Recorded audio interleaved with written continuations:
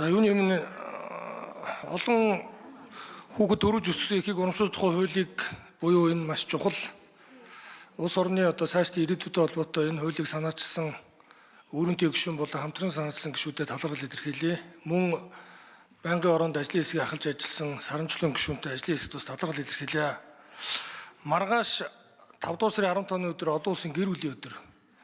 Тэгээ энэ өдрийг ухтаж ийм олон гэр бүлд, олон ээж, олон аавыг баярлуулах ийм хуулийг Монголын төрийн эрх хөрөх дээд байгууллага, хууль тогтоох байгууллага парламентаар хэлцэж бас их баярлалаа. Их хурлын дарга ч гэсэн энийг бас шуурхай ингэж хэлцүүлж талархал илэрхийлье. Тэгээ энэ хуулийн төслийг өнгөрсөн хаврын чуулганаар өргөн барьсан боловч одоо ингээд хавар хэлцэгдэж байгаа юм байна. Тэгэхээр энэ бол цаг алдахгүй яах аргагүй шийдэх ёстой асуудал. Яг тэгэхээр улсын хөгжил бол хүн амын өсөлтөөс л шалтгаална. Монгол улс бол газар нутагт 1 км квадрат ногдох хүний тоогоор хамгийн бага улс орн. Тэгэхээр энэ улс орны ирээдүйг бол олон хүн ам, олон өр хайл, олон сайхан гэрэлт ирээдүйтэй хүүхэд, эрүүл ээж аауд байж ажил энэ улс орныг авч байгаа. Тийм учраас энэ бол чухлаа. Тэгээ манай Ахмад уу ярьдаг ингээ 3-аас дээш хүүхэд төрүүлж ич хүн ам өснөө гэд. Яг тэгэхээр эхнэр нөхөр хоёр бол ингээд 2 ба түүнээс доош хүүхэдтэй байвал хүн мал өсөхгүй. Яг бол яг өөрийнх нь л ээж аавын л орлоод 2 хүүхэд. Тийм учраас энэ зөвхөн одон өгөх, алдарт их гэж өргөмжлөхөөс гадна энэ өөрөө хүн амаа өсгөх, улс орны ирээдүйн тусгаар тогтнол хөгжил дэвшилтэй холбоотой маш чухал ийм эрх зүйн орчныг бас өмнөх улсын хурлууд бол баталж ирсэн байна. Гэхдээ энд нэг нас хүртэл өсгсөн бол гэдэг энэ заалт нь бол бас олон ээжид сэтгэл зүйн хувьд бол их хүнд байдалд оруулсан ийм зүйл байсныг өнөөдөр задруулж байгаад бол маш их баяртай байгаа. Гэхдээ өмнө ямар ч энэ хуулийг баталсан нь бол чухал. Гэхдээ цаг хугацаа өнгөрөх тутам ингээд сайжруулах явах нь чухал. Тэгээ би засгийн газраас л асуулт байгаа юм. Энэ хуулийн төсөл дээр засгийн газар юу ямар санал өгсөн юм бол ер нь ингээд нийтлэг хараад байхад манай засгийн газар бол энэ хуулийн төслүүд их хурлын гишүүдийн санаачилсан хуулийн төслүүд дээр нэг голтуул болохгүй л гэж санал өгöd байгаа харагдаад байдаг. Би бол энд бас их шүүмжлэлтэй хандж байгаа.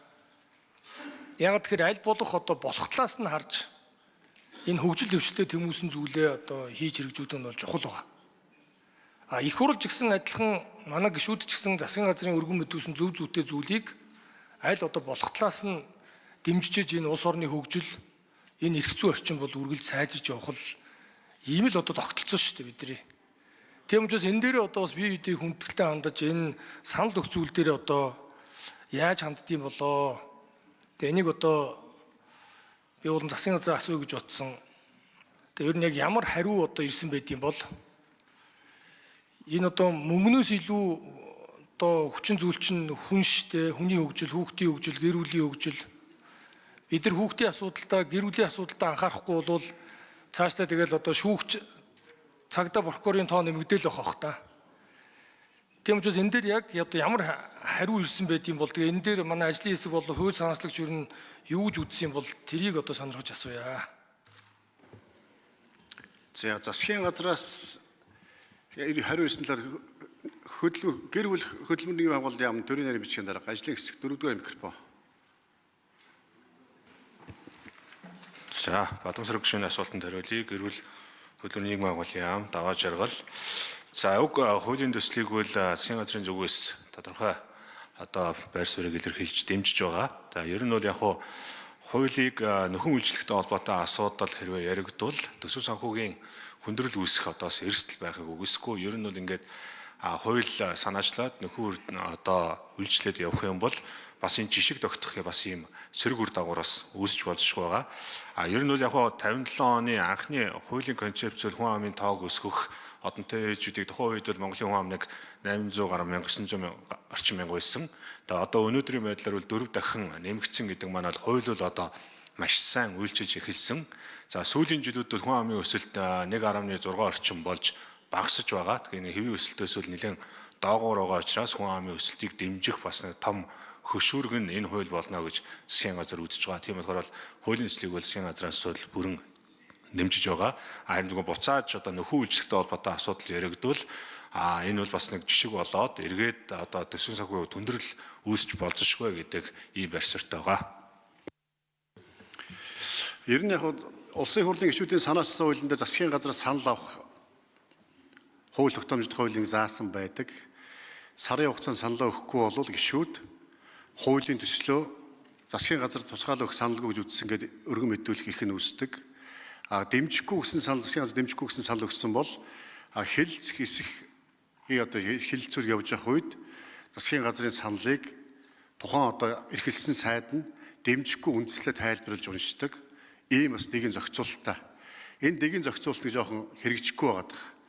Засгийн газраас үндсэндээ дэмжсэн ч юм шиг, дэмжээгүй ч юм шиг санал өгчдөг. Түүнээсээ болоод танилцуулга хийгдэггүй, их хурлын гишүүд мэдээлэлээр хангагддаг. Засгийн газрын байр суурь мэдэж чаддаг. Гишүүдийн санаачилж байгаа хуулиуд дээр бас үндсэн хуультай зөрчилдсөн ч юм уу, улс орны нийгмийн эдийн засаг, улс орны тусгаар тогтнол, үндэсний аюулгүй байдал, улсын одоо төсөв санхүүтэй холбоотойс томоохон одоо эрсдэл учруулахаар иймэрхүү хуулиуд дээр бол засгийн газар ихэнх хвчлээ одоо дэмжихгүй гэсэн байр сууриас илэрхийлдэг. Энийг бол манай гишүүд маань хууль санаачлагтад нэлээд бодож авахгүй бол улсын их хурлын гишүүн бол нийт иргэн улсын эрх ашигыг эрхэмлэж хангар өргөдөг. Зөвхөн одоо юу гэдэг тухайн сонгогдсон тойрог эсвэл одоо нийгмийн хэсэг бүлэг гэдэг ингээд их явал нөгөө талдаас улс орны нийгмийн эдийн засгийн амьдрал сөрөг нөлөөтэй байх учраас бас нэлээд болгоомжтой хандж явах ёстой. За өөрийн төвийг шүү. Бадамсрын гишүүн тодруулж асууя. Одоогийн засгийн газар дэмжиж байгаа юм байна гэж төрийн нэрмжийн дарга хариултаас ойлголоо. За өмнө бол одоо нодон жил санал ирэхтэй татгалцсан байна гэж ойлгож болох уу? Энэ нэг юм зөрүүтэй юм болоод өвчлээ. Энийг тодруулъя. За өөрийн төв хууль санаагч хариулъя. Засгийн газрын байр суурийг ирсэн саналын талаар. Тухайн үед засгийн газраас татгалцсан байр суурь илэрхийлсэн. Нэгдүгüүрт нь өсгсөн гэдэг концепцийн асуудлаар, хоёрдугаарт гэр бүлийг дэмжих анхдагч хуулийн төсөөл орж ирж байгаатай холбоотой тайлбарласан. Гэхдээ гэр бүлийг дэмжиж байгаа тэр хуулийн төсөөл дээр энэ асуудал тусгагдаагүй байсан. За хоёрт нь нөхөн үйлчлэх тухай асуудлыг сая төрийн нарийн ярьж байна. Энэ анх удаа хийж байгаа жишг болгож байгаа концепц хуулийн асуудал биш л дээ. 2024 оны 5 сард Монгол Улсын ерөнхийлөгчийн өргөн барьсан яг энэ хуулинд нэгээс дээш насндаа насварсан хүүхдийн тоонд оруулдаг энэ өөрчлөлт хийгдээд нөхөн олгогдсон. 10,000 гаруй ээжүүд одонгоо нөхөж авсан. Яг энэ жишгээр 0-1 нас буюу орхигдсон 0-1 насыг оруулж байгаа учраас энэ нөхөж олгогдно. Яг өмнөх хуулийн өөрчлөлтийн жишгээр. Ингээд нөхөж олгоход 7.5 тэрбум гарч байгаамаа гэдгийг тодтогч хэлье.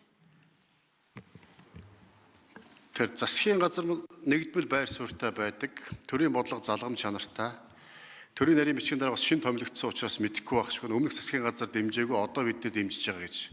Ийм бол байр суурь байхгүй. Энэ дээр бас төрийн нарийн бичгийн дараа цаашдаа бас хэлхүүгээ бодож хэлж байгаарай. За Эренчин Бямбын Сэдвэрш асуулт асууя.